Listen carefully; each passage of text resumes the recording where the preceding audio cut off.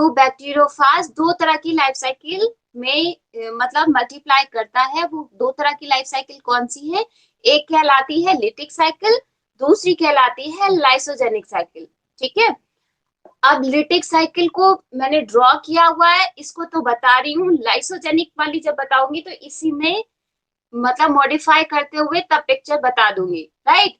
तो चाहो तो अभी साथ साथ में बनाते चलो, और चाहो तो केवल समझ लीजिए, या जिन्होंने बना लिया तो वेल एंड गुड। इसको ड्रॉ किया था कल, मैंने बोर्ड भेजा था, ड्रॉ किया कि नहीं? ड्रॉ किए हो? चलिए, ड्रॉ कर लिया तो अच्छी बात है, नहीं किया तो फिर आप कर लेना। व्हाट्सएप पे मेरे ख्याल से वो इमेज पड़ी होगी। एनीवेज, जो सबसे फर्स्ट स्टेप लाइफ साइकिल का स्टार्ट होता है, क्योंकि ये पैरासाइट है तो इसलिए ऑब्लिगेट पैरासाइट है, तो जिस किसी भी होस्ट पर इसे इन्फेक्ट करना होता है, इन्फेक्शन करना होता है, तो वो कई स्टेप में इसकी लाइफ साइकिल कंप्लीट होती है। ठीक है, लिटिक का मतलब ही लिसिस से है। इन्होंने बिल्कुल सही बताया कि जब कभी होस्ट को या होस्ट सेल को मतलब at the end of life cycle बस करके रिलीज हो जाता है, ठीक है, तो वो कहलाता है, वो वाली साइकिल कहलाती है लिटिक साइकिल। और दूसरी जो लाइसोजेनिक साइकिल है उसमें क्या है कि ये क्या करता है कि अपना जब डीएनए इंजेक्ट करने के बाद में इनसाइड द होस्ट, ये जो होस्ट का ही मतलब कह सकते हैं न्यूक्लियर कंटेंट होता है, या ये कहे कि जो बैक्टीरियल जेनेटिक मटेरियल है उसी के साथ अपने वाले डीएनए को इंटीग्रेट कर लेता है, और इंटीग्रेट होने के बाद में साथ साथ में रेप्लिकेट करता है। जैसे ये अपना रेप्लिकेट करके डॉटर प्रोजेनी तैयार करेगा तब करता है, ठीक है, लेकिन एक सर्टेन इवेंट के बाद में, ठीक है, सर्टेन इवेंट के बाद में यही जो इंटीग्रेट हुआ था ये एक्साइज होकर के वापस रिमूव हो जाता है, अपनी डॉटर प्रोजेनीज की नंबर ऑफ कॉपीज तैयार हो जाती है, और उसके बाद में ये फिर से लिसिस के थ्रू ही, या ये कहे कि बैक्टीरियल सेल को बस्ट करके बाहर आ जाता है और नई सेल्स को या नए होस्ट को इन्फेक्ट करता है। ये तो बात हो गई लाइसोजेनिक की। ठीक है, एक बार लेटिक साइकिल को समझ लेते हैं, फिर अगेन लाइसोजेनिक को दोबारा रिपीट कर दूंगी। ठीक है, लिटिक साइकिल की जब हम बात करते हैं तो उसमें कुछ कुछ स्टेप्स हैं, चाहो तो लिख लो कॉपी में कहीं पे, कि जो फर्स्ट स्टेप है वो क्या होता है, एड्सॉर्प्शन का। मैंने बताया था स्ट्रक्चर में कि एड्सॉर्प्शन कैसे होता है, with the help of long tail fibres. ठीक है, तो अटैचमेंट किसकी मदद से होगा, लॉन्ग टेल फाइबर से। स्तुति कुछ कह रहे हो? आगे बढ़ रही हूँ, ठीक है, मुझे सुनाई नहीं दे रहा, अगर स्तुति नहीं, श्रुति, श्रुति गौतम कुछ कह रहे हो तो सुनाई नहीं पड़ा मुझे। एनीवेज, होस्ट सेल में, होस्ट सेल की जो सेल वॉल होती है वहां पर जाकर के सबसे पहले बैक्टीरियोफाज जाकर के अटैच होता है with the help of long tail fibres.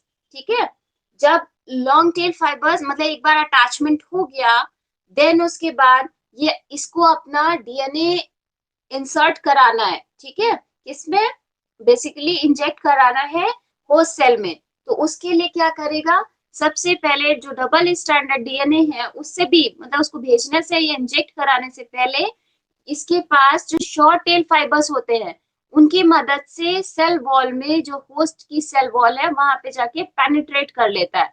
ठीक है, इस पेनिट्रेशन के बाद में जैसे कि आप सिरिंज और इंजेक्शन मतलब लगता है सेम काइंड ऑफ सिरिंज की तरीके से ये काम करती है, इसकी टेल वाला पार्ट, और वो एकदम कॉन्ट्रैक्ट होकर के जो हेड वाला रीजन है वो सेल वॉल के एकदम कांटेक्ट में आ जाता है। क्यों? क्योंकि टेल तो इसकी कॉन्ट्रैक्ट है। ठीक है, या ये भी कह सकते हैं लिटिक, यूजुअली लिटिक साइकिल जो है वो केवल और केवल जो टी इवन फेज वाले हैं उन बैक्टीरियोफाजेस में चलता है ज्यादातर। ठीक है, इसी वजह से वो वाली कैटेगरी हमेशा वायरुलेंट, या जिन जिन फाजेस में लिटिक साइकिल चलती है उनको विरुलेंट फाजेस भी कहते हैं। ठीक है, कि वो मतलब एक तरह से कह रहे हैं कि वो जो होस्ट सेल है उसको नष्ट ही कर देंगे एक सर्टेन टाइम पीरियड के बाद, जैसे ही अपना काम खत्म फिर होस्ट को मारो गोली।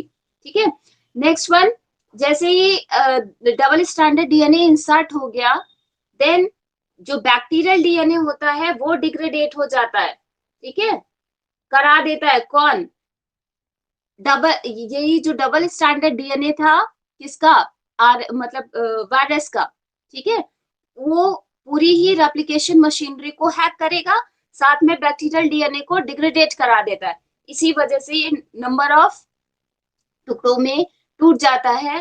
देन रेप्लिकेशन मशीनरी चूंकि हैक कर चुका है, तो होगा क्या, यही जो डबल स्टैंडर्ड डीएनए है, इसकी नंबर ऑफ कॉपीज तैयार हो जाती हैं। जब ये नंबर ऑफ कॉपीज इसकी, यानी कि इसने सिंपल डीएनए ने रेप्लिकेट किया, कई सारे डॉटर स्ट्रैंड फॉर्म कर लिए, वैसे ही डबल स्टैंडर्ड डीएनए, ठीक है, इसके बाद में फॉर्मेशन होता है जितने अन्य कंपोनेंट बचे हैं फाजिस के पूरी स्ट्रक्चर के फॉर्मेशन के लिए। जैसे कि मान लीजिए एंड प्लेट का फॉर्मेशन होना है, या टेल फाइबर्स का फॉर्मेशन होना है, टेल का या टेल शीट का जो भी है, ये सारे, या कैप्सोमियर्स बनने हैं, तो वो सारे कंपोनेंट्स अलग अलग तैयार होने लगते हैं आफ्टर रेप्लिकेशन, ठीक है। जब सारे के सारे कंपोनेंट, क्योंकि अब बैक्टीरिया का तो कुछ काम है नहीं, बैक्टीरियल का डीएनए तो खत्म हो चुका है, ठीक है, डिग्रेडेड हो चुका है, तो यहाँ पर जो भी कुछ अभी काम चल रहा है वो किसका चल रहा है, बैक्टीरियोफाज का, ठीक है। देन ये जब सारे कंपोनेंट्स अलग अलग रेडी हो जाते हैं, again the last step is assembly. जितने भी कंपोनेंट्स रेडी हुए थे वो सारे के सारे असेंबल्ड हो जाते हैं वायरस, और एक तरह से ये कहें कि वायरस की जो प्रोजेनी है वो रेडी हो जाती है। जैसे ही ये रेडी होते हैं तो ये प्रेशर के साथ में जो बैक्टीरिया या होस्ट सेल होती है उसको बस्ट कर देते हैं, और सारे के सारे वायरस पार्टिकल्स बाहर आ जाते हैं, ठीक है।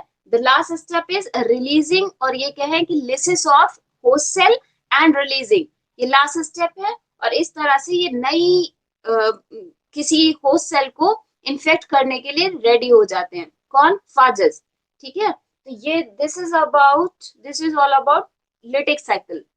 इतना समझ में आया? लिटिक साइकिल में अगर कोई कंफ्यूजन हो तो पूछ सकते हो। स्टेप्स में हमेशा याद रखना। हाँ, हाँ जी, पूछना, बताओ।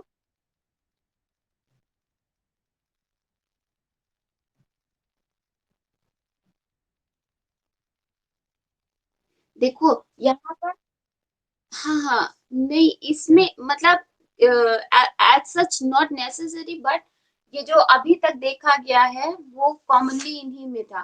क्यों है अब ये तो नहीं पता मुझे, ठीक है, अभी इतना रिसर्च नहीं किया, कहीं मिलेगा लिटरेचर में पढ़ पाई तो जरूर बताऊंगी, ठीक है। आगे बढ़े, लाइसोजेनिक पे मूव ऑन करें। चाहो तो अगर एक बार मेरे साथ स्टेप्स इसके जरा काउंट कर लो, क्या क्या स्टेप्स हो सकते हैं। The first step is adsorption. ये जो अटैचमेंट है उसको, हाँ, एड्सॉर्प्शन कहते हैं। एब्जॉर्प्शन का मतलब हुआ एकदम ही इनसाइड वाला। जब एड्सॉर्प्शन का मतलब जब डी वाला लगा रहता है ना, दैट मीन्स कि वो सरफेस की बात कर रहे हैं, कि मॉलिक्यूल केवल एब्जॉर्प्शन कहाँ पे हो रहा है, सरफेस पे। और जब इनसाइड एकदम एब्जॉर्ब हो जाते तो वो एब्जॉर्प्शन कहलाता है। तो अभी फर्स्ट स्टेप क्या होता है, एड्सॉर्प्शन या अटैचमेंट, दोनों नाम से आए तो पहचान लेना। सेकेंड स्टेप क्या होगा, पेनिट्रेशन, ठीक है। सेकेंड स्टेप क्या होता है, पेनिट्रेशन, कहां पर, सेल वॉल में, किसकी सेल वॉल, होस्ट सेल की, ठीक है, या बैक्टीरिया की। थर्ड वन स्टेप क्या होगा, रेप्लिकेशन, किसका replication, replication of nucleic acid, किसका, वायरस की रेप्लिकेशन, ठीक है, वायरस का जो डीएनए हो उसका रेप्लिकेशन होगा। देन नेक्स्ट स्टेप क्या होगा, जितना भी रेप्लिकेट हुआ है वो क्या करेगा, फॉर्मेशन ऑफ कंपोनेंट्स ऑफ या फाज कंपोनेंट्स बनाने लगेगा। नेक्स्ट स्टेप की बात करें तो जितने भी फाज कंपोनेंट्स तैयार हुए हैं वो क्या करेंगे, असेंबली कर देंगे, ठीक है, जितने भी फाज कंपोनेंट से फिर फाइनल पूरा का पूरा ये बैक्टीरियोफाज का ये कहे कि पार्टिकल या विरॉन पार्टिकल तैयार हो जाएगा। और the last step is lysis and releasing, ठीक है। ये 6 स्टेप्स में कंप्लीट होती है, स्टेप्स को जरूर याद रखना। लाइसोजेनिक साइकिल की तरफ बढ़ते हैं तो उसमें क्या होता है, मैंने जैसे पहले बताया था कि केवल उसमें इतना अंतर रहता है कि जब एंटर कर लिया, ठीक है, तो बजाय यहाँ पे डिग्रेडेट करने के, पहले वाले लिटिक साइकिल में डिग्रेडेट कर ही दे रहा था, यहाँ पे क्या होता है कि बजाय डिग्रेडेट करने के ये कंपोनेंट बना लेता है, या ये कहे इसी के साथ इंटीग्रेट हो जाता है। ये मैंने अलग अलग कलर से दिखाने की कोशिश की है, बात समझे। लाइसोजेनिक साइकिल में क्या होता है कि ये जो बैक्टीरियल सेल जब इंजेक्ट कर देता है, ठीक है, डीएनए अपना इंसर्ट करा दिया फाज ने, तब क्या किया साथ में जब और रेस्ट ऑफ दी ये जो बाहर कंपोनेंट रह जाता है वायरस पार्टिकल का, ठीक है, वो गोस्ट कहलाता है। ठीक है, ये नहीं है कि पूरी की पूरी एंट्री हो गई। प्रोटीन कोड ऑलवेज किसी भी बैक्टीरिया सॉरी किसी भी वायरस का हो, प्रोटीन कोड हमेशा होस्ट सेल के आउटसाइड ही रह जाएगा। ठीक है, कभी इंटर नहीं करता।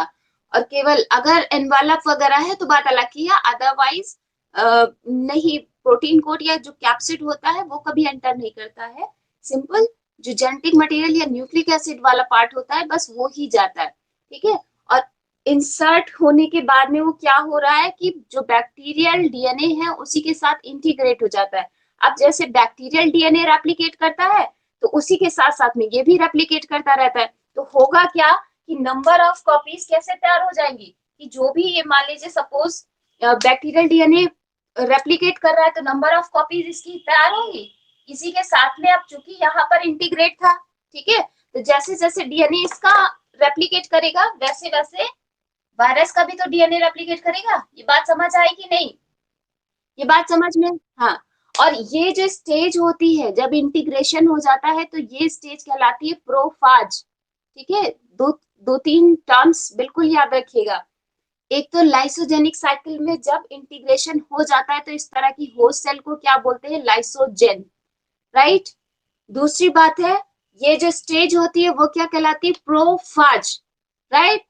जैसा आपने प्रोफेज डिवीजन में पढ़ रखा है उसको मत याद रखना, बस केवल रिमेम्बर करने के लिए, मेमोरी में रखने के लिए आप टेली कर उसको कोरिलेट कर सकते हो। अदरवाइज वो कहलाती है स्टेज प्रोफाज, और इसी के साथ साथ में ये कंपोनेंट्स इसके बनते रहते हैं। ठीक है, इसके बाद एक सर्टेन टाइम पीरियड के बाद में बाकी सारी चीजें यही है कि असेंबली होगी, रेप्लिकेशन करेगा, तो रेप्लिकेशन तो साथ साथ में कर रहा है। एक सर्टेन टाइम पीरियड के बाद वो ही एक्सरसाइज कर लेता है, नंबर ऑफ अपने कंपोनेंट्स बनाएगा। कंपोनेंट्स बनाने के बाद में सेम असेंबली करके फिर से रिलीज हो जाते हैं सारे के सारे। वो यानी ये भी कह सकते हैं लाइसोजेनिक साइकिल के साथ साथ एक एक स्टेज पर आकर के लेसिस होती ही होती है बैक्टीरिया की। ठीक है, और उसके बाद में इस लेसिस के बाद में जब जो ये वाले वायरस की जो प्रोजेनी बनी थी वो क्या करेगी कि वो नेक्स्ट वाले को जब भी इन्फेक्ट करेगी तो वो अगेन लाइसोजेनिक साइकिल के ही अंदर मतलब एंटर करती है, या ये कहे कि लाइसोजेनिक साइकिल ही वैसे ही इंटीग्रेट होकर के तब अपना लाइफ साइकिल कंप्लीट करेगी बजाय लिसिस करने के। ठीक है, ये बात समझ में आई? हाँ जी। हाँ,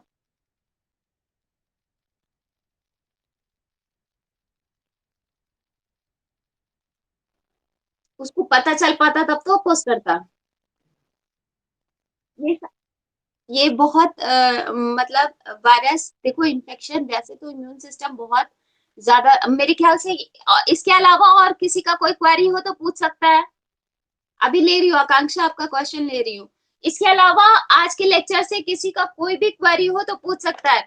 नोट्स में भेज दूंगी, व्हाट्सएप कर दूंगी, उसे चाहो तो पेन डाउन कर लेना। जिनके पास स्टडी मटेरियल है वेल एंड गुड, जिनके पास स्टडी मटेरियल नहीं है तो एटलीस्ट वो नोट्स पढ़ते रहे। ठीक है, सिग्निफिकेंस के फॉर्म में कभी कभी पूछ लिया जाता है कि बैक्टीरियोफाजेस की सिग्निफिकेंस क्या है। ठीक है, तो इसमें बेसिकली जैसे कि मेडिकल ट्रीटमेंट में कभी कभी यूज होता है। कुछ कुछ जो भी बैक्टीरियल डिजीजेस होंगी उनके लिए तो यूज किया ही जा सकता है, जैसे कि कॉलरा वगैरह है उनके लिए एक फास्ट ट्रीटमेंट का यूज करते हैं। ठीक है, फाजस का यूज किया जाता है। इसके अलावा पॉल्यूटेड वाटर है, ठीक है, उसमें अगर यही बैक्टीरियोफाजस का इस्तेमाल किया जाए तो जो वाटर क्लीनिंग वाला काम है वो किया जा सकता है। तो these are some uses of, या यूजेस तो नहीं कहेंगे, सिग्निफिकेंस ऑफ बैक्टीरियोफाजस, वरना नेचर ही नहीं क्यों रखता। ठीक है, नंबर ऑफ है, कुछ हार्मफुल भी होंगे कुछ बेनिफिशियल भी होंगे, वो सारे मैंने पेन डाउन कर दिए हैं तो आप देख लेना। अगर मान लीजिए इसमें से कुछ चीज नहीं समझ में आती है तो बताना, मैं अगेन बता दूंगी। ठीक है, सिग्निफिकेंस से वैसे क्वेश्चन नहीं आता। हाँ जी,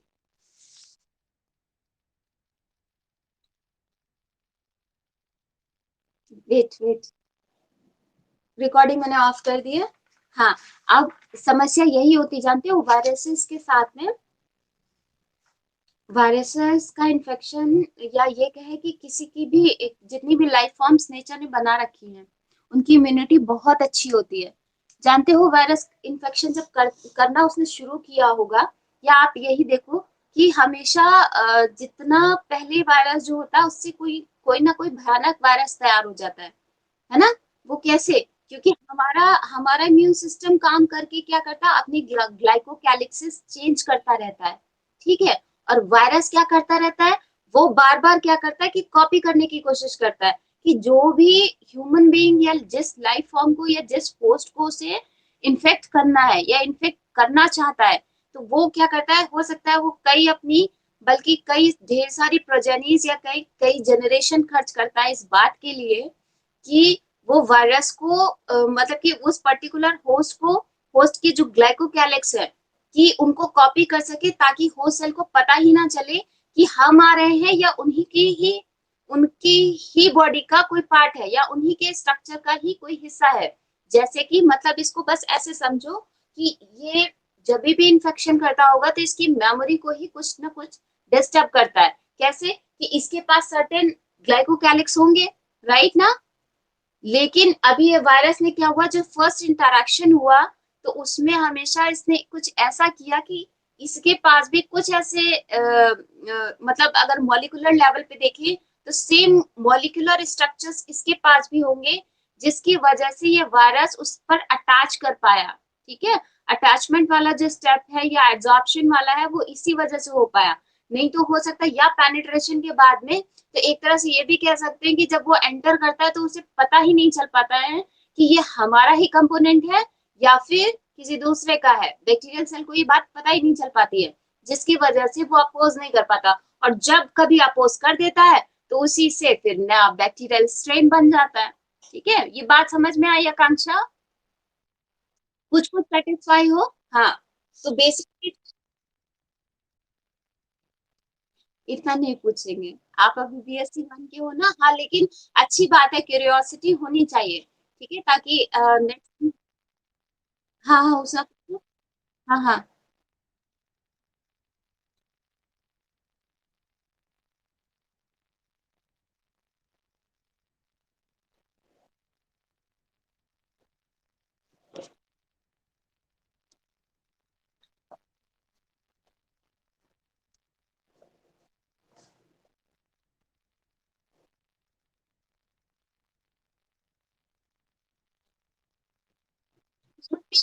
तभी भी मैंने सेल की बात की थी, यहाँ पर भी मैंने सेल की बात की है। इसीलिए तो पूरा का पूरा सेल, आप देख लो ना, कोरोना वायरस चल रहा है तो जब सारी की सारी सेल ह्यूमन की खराब कर दी उसके बाद यही तो होता है कि भाई डेड बॉडी भी आपको नहीं मिलेगी। क्यों? क्योंकि इन्फेक्शन और जगह फैल सकता है ना। लेकिन वहां पे नहीं है, वो चाहता, अब उसको क्या मालूम, उसके पास इस तरह वाला दिमाग नहीं है ना, उसको तो नहीं, क्योंकि लिविंग और नॉन लिविंग के बीच की कड़ी है ना अपने पास, इसलिए तो। हाँ, ऊपर वाले ने इतना एडवांस हम लोगों को बना रखा है, हमारे पास तो टॉकिंग और ये सारी चीजें, तरीका है बोलने का, बताने का, हम हमें सेंसेस होते हैं। ऐसा नहीं है कि इनके पास सेंसेस नहीं है, लेकिन फिर भी ये इस तरह से टॉक नहीं कर सकते ना। इनके पास टॉकिंग के लिए क्या ऑप्शन है? केवल और केवल केमिकल्स, ठीक है, या मॉलिक्यूलर स्ट्रक्चर, केमिस्ट्री ही इनके पास ऑप्शन है कि वो किसी तरह से कौन सा वाला मॉलिक्यूल रिलीज करे। अगर एक लेवल पर आकर के देखें, मॉलिक्यूलर लेवल पे आके देखें, तो हमारे अंदर भी या हमारी बॉडी में भी जो भी चेंजेस, जो भी मेटाबॉलिज्म चल रही है, वो भी अल्टीमेटली मॉलिक्यूलर लेवल पे ही हो रही है। हाँ जी।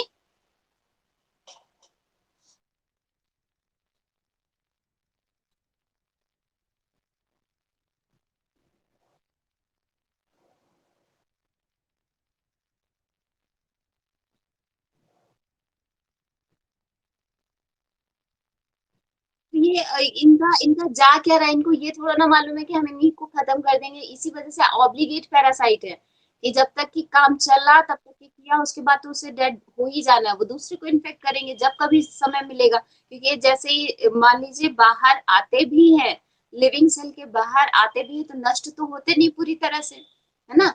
जहाँ कहीं भी इनको जगह मिली वहां पे सरवाइव करेंगे, जब कभी नया सेल मिला तो उसको इन्फेक्ट कर देंगे, मरते तो है नहीं।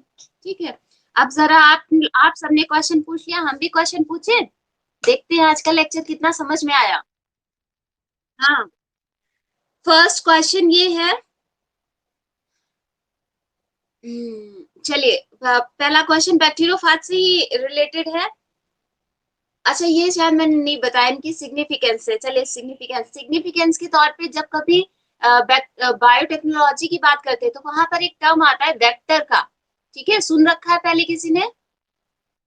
हाँ, तो जो वो वेक्टर का यूज होता है वो कौन कौन हो सकते हैं, उनमें से एक वेक्टर इसका डीएनए भी हो सकता है। ठीक है, डबल स्टैंडर्ड डीएनए को भी वेक्टर की तरह यूज करके, क्योंकि ये यहाँ पर देखो ना कितने नंबर ऑफ कॉपीज बना रहा है।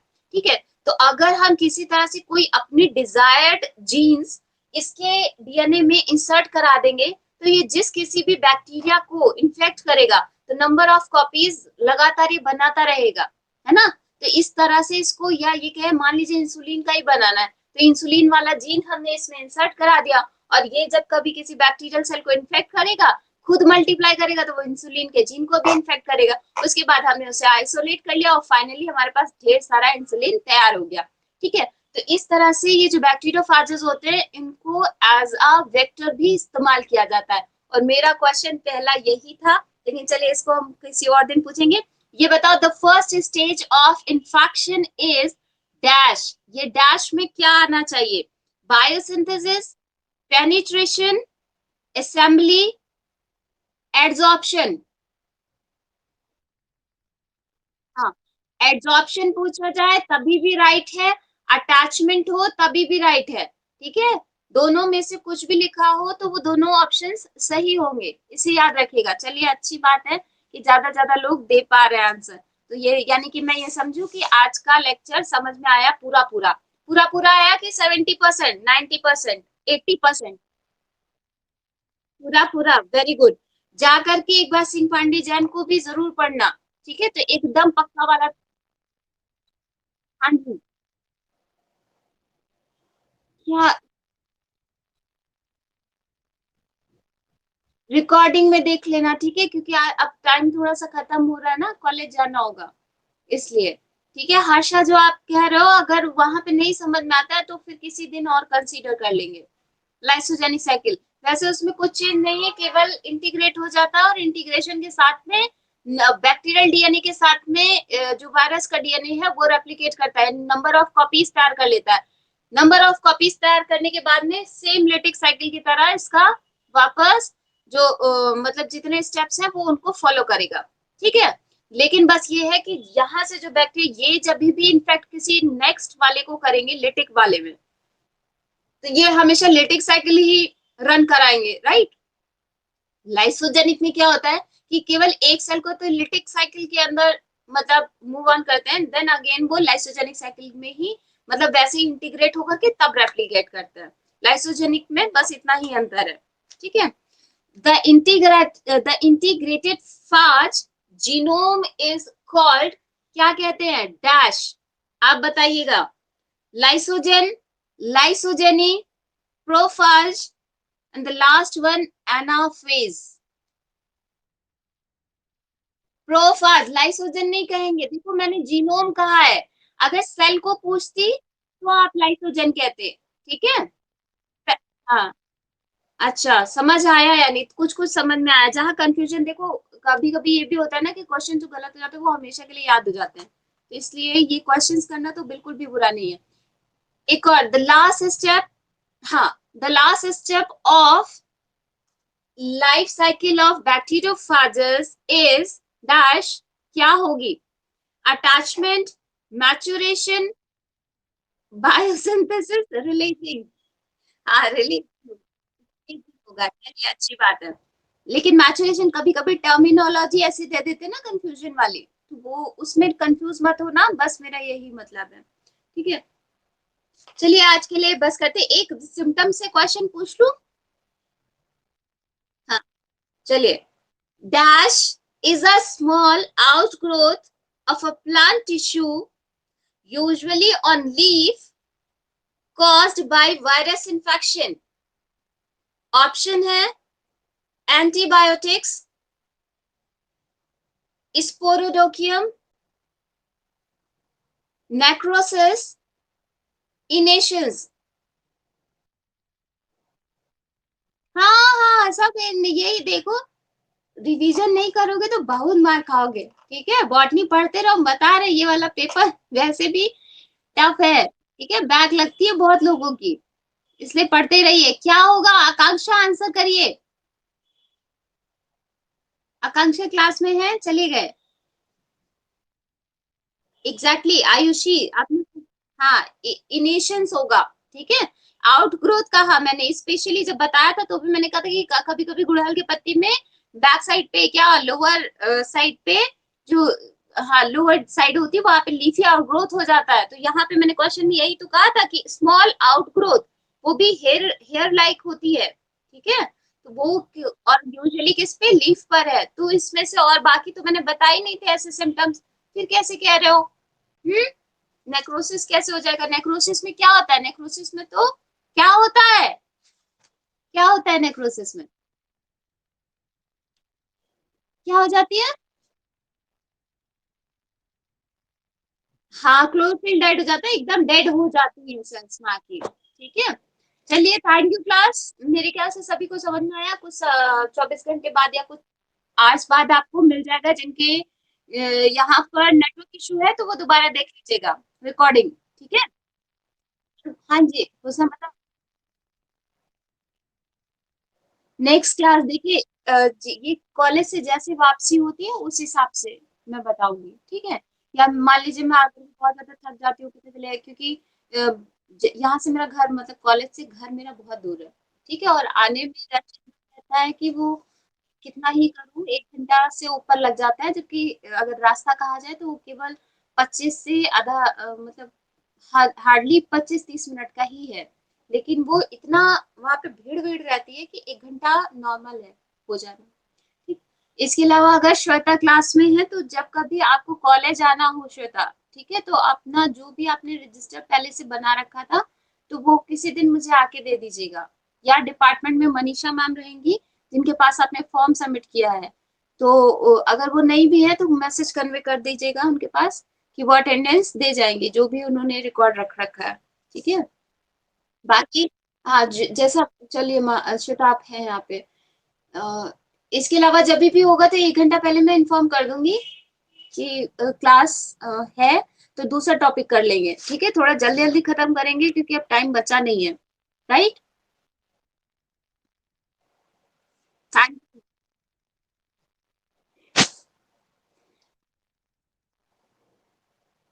आज स्टार्ट नहीं हो रही है, मैं रूम में बैठी हूँ ना, अभी बाहर जाऊंगी तब पूरा कवर होकर के जाऊंगी। बस तुमको यही, हाँ, बाहर धूप है, और कल बल्कि जो मैं वुलन पहन के गई थी तो मेरा मन करा था मैं निकाल दूं, इतना मुझे गर्मी लग रही थी, इसलिए। हाँ, क्यों बाहर निकलो ना और वो जो है तब एकदम से धूप पड़ती है तो यही लगता है। हालांकि नहीं, ऐसे मैं इतना केयरलेस नहीं हूँ, बिना जैकेट के नहीं जाती हूँ, स्कूटी पे बहुत ठंड लगती है। ठीक है, चलिए, थैंक्स टू एवरीवन, हम मिलते हैं दोबारा। Bye bye.